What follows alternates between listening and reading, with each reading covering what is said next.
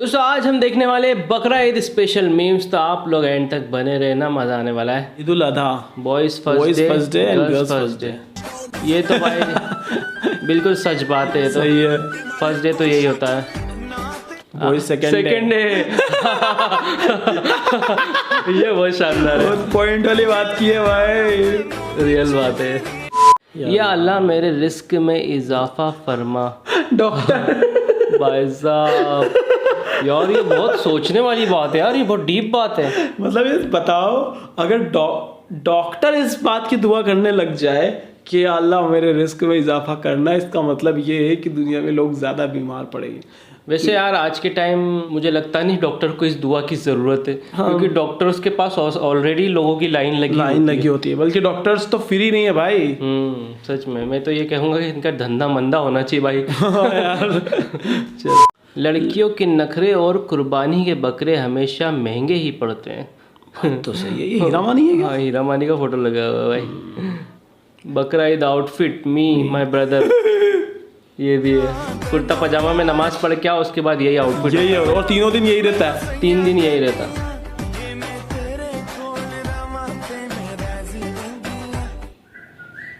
ये डार्क हो गया। अस्सलाम वालेकुम भाईजान। वालेकुम अस्सलाम।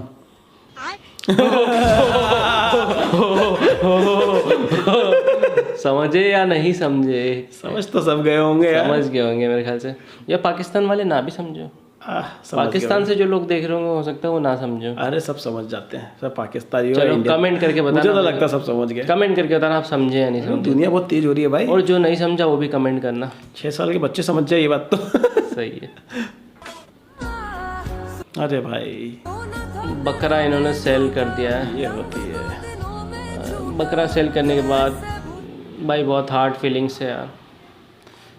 पाला बड़ा प्यार से होता है ना यार उसको। यार ये तो बचपन से लेके बड़ा करते यार, हम तो मतलब 10 दिन तक बकरा रख ले तो हमारा कुर्बानी के टाइम ख़राब हालत हो जाती है। तो ये तो बचपन से पालते हैं उसको, तो वो तो अलग ही फील होती होगी सच में।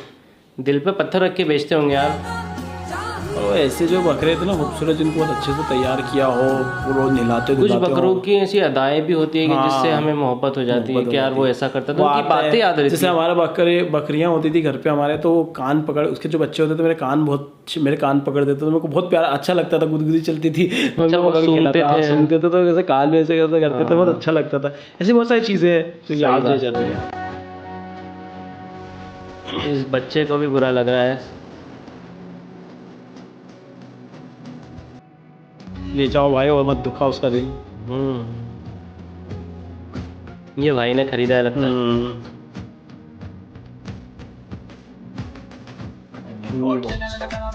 बकरा is coming and you suddenly remember this bangle. जन्नती है मेरा आंडू बकरा, बस गया कैसे लोगों में ससुरा। भाई आंडू हो या खस्सी हो, बस बकरा जन्नती होता है। बट ये सॉन्ग क्या है भाई? हाँ नाक तो नहीं है ये। ससुरा। ये क्या था भाई? आया है दीवाना इंसान है भाई ये तो। भाई ने कोई ना गलत इंजेक्शन लगा हुआ बकरा खा लिया मेरे ख्याल से। ये सही था गुरु। बकरा ईद के दिन रोटी वाला। भाई भाई ये बात सच है। हमारे घर की लेडीज़ें बोलती थी बर्तन धो लूंगी मैं लेकिन रोटी नहीं बनाऊंगी। रोटी बनी बनाई मंगाना दिन भर लग जाता उसमें। रोटी बहुत मेहनत का काम है भाई। मैंने एक बार रोटी गूंदा था, आटा गूंदा था, उसका चैलेंज किया था हम दोनों भाइयों ने, तो उसका वीडियो भी पड़ा है हमारे ब्लॉग चैनल पे, तो आप देखना चाहो तो देख सकते हो। बाकी रोटी पता चल गया था भाई बहुत मेहनत का काम है। पाकिस्तान ने तुर्की से ही ड्रोन्स क्यों लिए थे? पाकिस्तान ने तुर्की से ड्रोन्स इसलिए खरीदे क्योंकि वो हलाल ड्रोन्स थे। ड्रोन कब से हलाल होने लग गए भाई? तो क्या चाइना से मिसाइलें क्यों खरीदी उन लोगों ने? वहाँ तो क्या हलाल होगा। हाँ वो तो बहुत सारा। और इंडिया में क्या झटका ड्रोन होते हैं। कुछ भी लॉजिकल थी यार ये बात तो। खैर ये लॉजिक ढूंढना यहाँ बेकार है, तो अपन आगे बढ़ते हैं। अरे ये पीकू तारक मेहता चश्मा वाला। ये मुस्लिम है, मुझे पता नहीं था भाई इस बात का। भाई ने बकरे तो बहुत बड़े बड़े लिए भाई। बड़े तो बड़ा खूबसूरत होते हैं। Can you guess the city? ये तो बेंगलोर लग रहा है मुझे, या बेंगलोर या हैदराबाद है ना? तुझे क्या लग रहा है? हैदराबाद ही लग रहा है। हैदराबाद? हाँ हैदराबाद लग रहा है। इट्स इस्लामाबाद। इस्लामाबाद? इस्लामाबाद भाई। हमारे यहाँ भाई ऐसी सिटीज़ है हैदराबाद, बेंगलोर, वहाँ पर ऐसा मतलब बाकी इस्लामाबाद भी काफ़ी डेवलप है यार। काफ़ी डेवलप कर लिया इन लोगों ने यार। हाँ। ये भाई एक और इमोशनल। बकरा ही रो रहा है तो। भाई यहाँ तो बकरा ही रो रहा है। बकरा हेवी कितना है भाई? भाई बकरा ही बहुत हेवी है वाकई में यार, सच में। उसको कितना खिलाया पिलाया होगा उसके मालिक ने यार। सेल कर दिया उन्होंने, अब वो बकरा रो रहा है, उनसे दूर नहीं जाना चाह रहा है ना भाई साहब। अब्बू बिना बताए आंडू बकरा ले आए, अब मोहल्ले में रोला जमा रहा हूँ। बकरा भाई साहब ये बहुत सही था यार, सच में लोग ऐसा करते हैं। बच्चे हाँ बच्चे से करते थे। बकरा पापा लेके आता, बकरे बच्चे ऐसी बकरे शौकी झाड़ते हैं। हाँ, मेरा बकरा तो तेरे बकरे से दे यार, कोई नहीं है मोहल्ले में मेरे बकरे जैसा। कंपैरिजन भाई बचपन से ही हो जाता है, हमारी फितरत में ही है। चलो आगे देखते हैं। खरीदूंगा तो यही बकरा खरीदूंगा।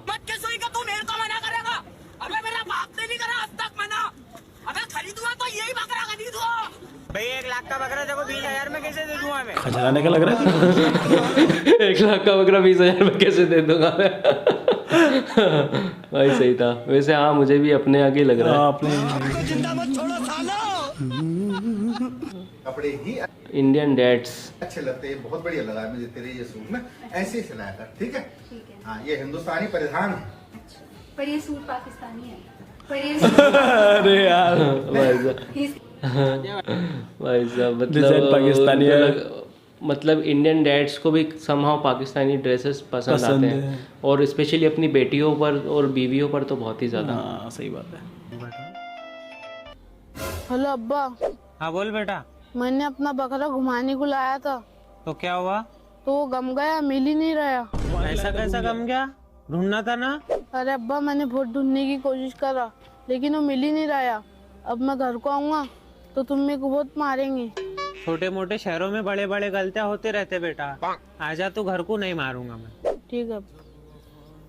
25,000 का बकरा है, मैं तेरे को 10 में दे रहा, और दूर दूर तक के गांव में दिख जाओ मत। ठीक है, पहले तुम पैसे गिन लो। बड़ा कमीना बच्चा निकला है तो। अपने घर में चोरी। यार जीतू भाई जीतू वीडियो कौन नहीं आ रहा है? समझ गया। लेकिन आखिर एंकर रॉक मुफ्ती तारिक मसूद शॉक। मैं ऑन लाइटर नोट से पूछना चाहती हूँ कि आपको भी जन्नत में वैसे हूरों की तलब है, या माशाल्लाह आपके पास जो 4 हैं वही काफी हैं आपके लिए? सही क्वेश्चन पूछा है।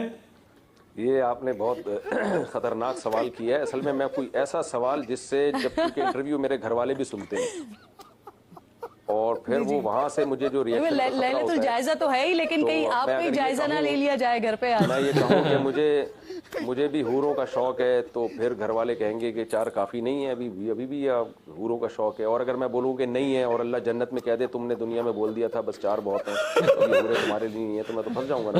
अरे भाई इसका मतलब हीरो हूरे भी चाहिए भाई इनको।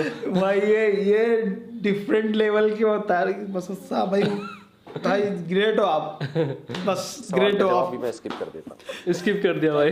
अबे जवाब दे के जवाब स्क्रिप्ट कर दिया। हम समझ गए, समझ गए आपकी इंटेंशन समझ गए। बहुत बहुत शुक्रिया मुफ्ती तारिक मसूद साहब, प्रोग्राम में साथ मौजूद थे आप। आपकी गुफ्तगू भी हुई मुफ्ती तारिक। वाह भाई वाह, सच में खतरनाक था यार ये वाला उनका आंसर। मुसलमान इस देश में सबसे ज्यादा बीच में पढ़ाई छोड़। हम लड़कों को पढ़ाना चाहते हैं लेकिन वो पढ़ना नहीं चाहते। हमारी लड़कियां पढ़ना चाहती, हम उन्हें पढ़ाना नहीं चाहते, और इसी तरीके से दोनों भी पढ़ाई नहीं कर पा रहे हैं, और ये हर घर की कहानी है।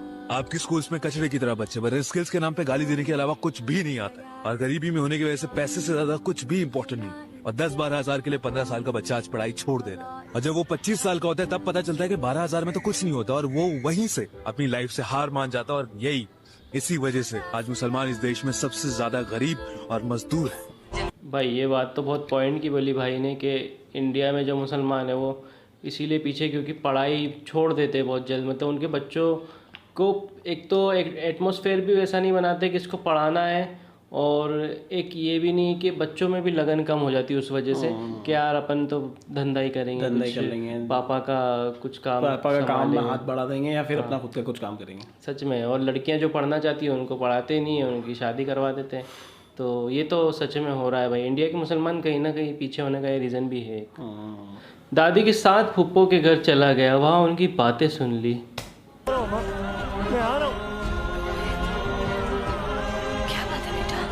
ये दुनिया बहुत खराब है माँ, बिल्कुल फिक्र मत कीजिए, मैं आ रहा हूँ, मैं बहुत जल्द आ रहा हूँ। समझ गया मैं समझ गया किस बारे में बात हो रही है। दादी और फुप्पो मिलके उसकी मम्मी की बुराई कर रही होगी।